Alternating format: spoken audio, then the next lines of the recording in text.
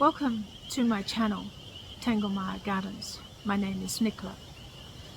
This is going to be the 20th video that I have put up, and I'm amazed at how many of you are watching my work, and I wanted to thank you very, very much for being interested enough to look at it, and 31 of you have even subscribed, which is just outstanding. So thank you very much for that. I do appreciate it. I hope that you are learning something, finding my stuff enjoyable, interesting. And I just wanted to let people know, just in case they hadn't sort of seen my very first video or read my little about person thing, that I've been in the water garden industry for about 35 years. My forte in this whole thing is plants. I don't build ponds, I don't design ponds. I know small amounts about it, and I can help you with sort of different things. One particular thing I do want to do a video on, but it's going to take quite a while to get it together, is actually about sealers and silicons, because that has been a disaster in the times that I've been dealing with it for many, many people, and I just feel that something needs to be said about it. So anyway, I would just like to say that, and I just wanted to thank everybody. I've also decided that I'm going to do some voiceovers for the next few videos.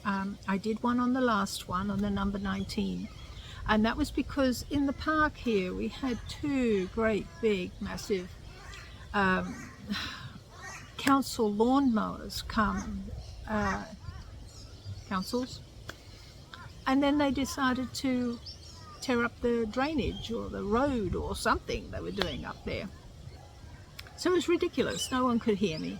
So I ended up doing a voiceover, and I actually found it very interesting because I was able to give you a lot more information about what it was I was actually doing.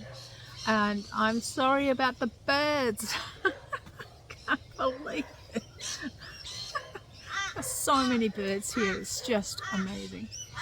Anyway, that's what I'm going to continue doing for a while, because I just found that I was able to give you so much more information about whatever project it was I was doing. And at that particular time it was moving a pond from over there to over here. And so there you go. Now, I hope you enjoy the next video.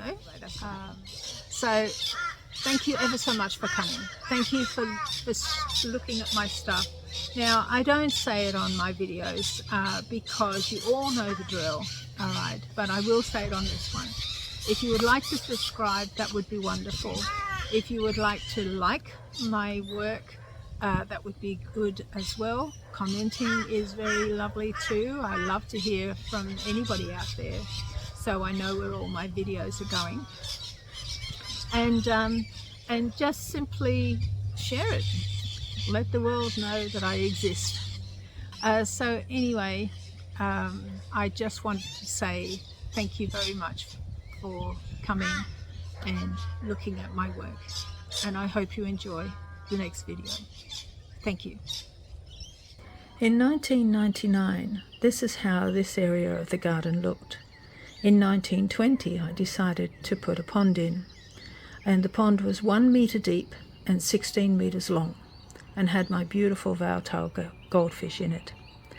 And then what happened was, a neighbour that we had at the time, many years ago, 4 neighbours back really, they actually sprayed their weeds, and the spray came through the wooden fence that we had at the time, that particular one there that you're seeing, and it killed all the fish.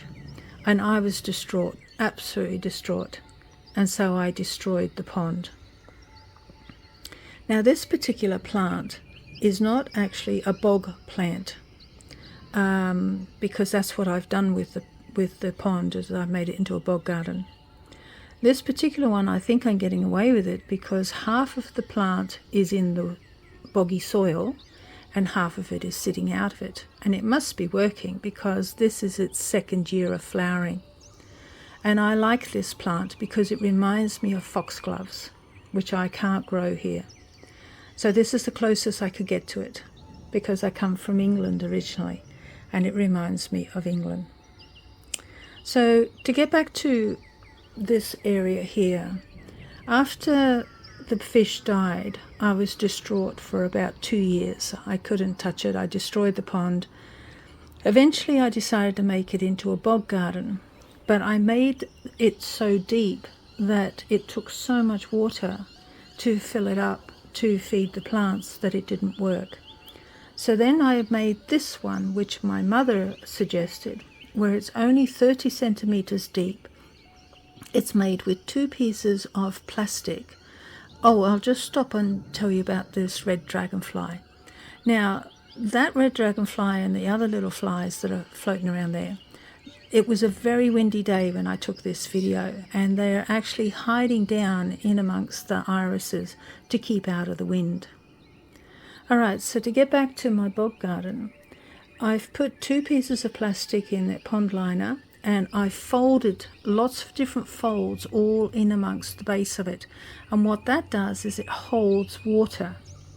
And then there are, of course, overflows on the whole thing. So, and then I filled it up with soil, and I've placed all these different types of flowers that I've been showing you all along here.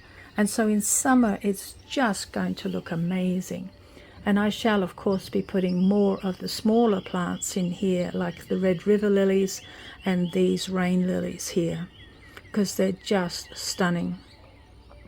Now this is a weed, and it's a weed I happen to like, unfortunately. I call them bog beans, but they're actually called kidney-leaved mud plantain, and I think that's the right name. And they go crazy, absolutely crazy, and you just can't keep them. That is a stargrass, which is absolutely stunning, and I intend to put more in there and have a lot more of stargrass everywhere. This is a Louija. It's just, again, stunning. It grows into a small shrub, but it tends to seed by the thousands. Now this is a twig rush, and this was actually the whole reason why I was going to do a video in the first place.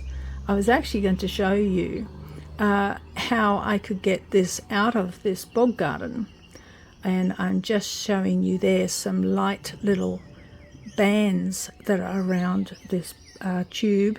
It's actually hollow stemmed, and that's how you know when you've got yourself a twig rush. And you can see what's happened here. It has got itself wrapped around my iris, which is there, and that particular one is a red river lily. All right, and the idea, of course, was to get it out of there somehow. But then this guy turned up. Isn't he gorgeous? And it's taken me a long time to work it out, but he's a looper caterpillar, and he's a moth, or he will be. And what he's doing is he's eating the tips of my twig rush. So there you go. That was the end of the video. What could I do but keep the plant? I could not cut that plant out while he was still feeding on it. So the idea is to go back in a couple of weeks' time and cut the plant out. But isn't he fabulous? There you go. So that's the end of the video, and thank you very much for listening.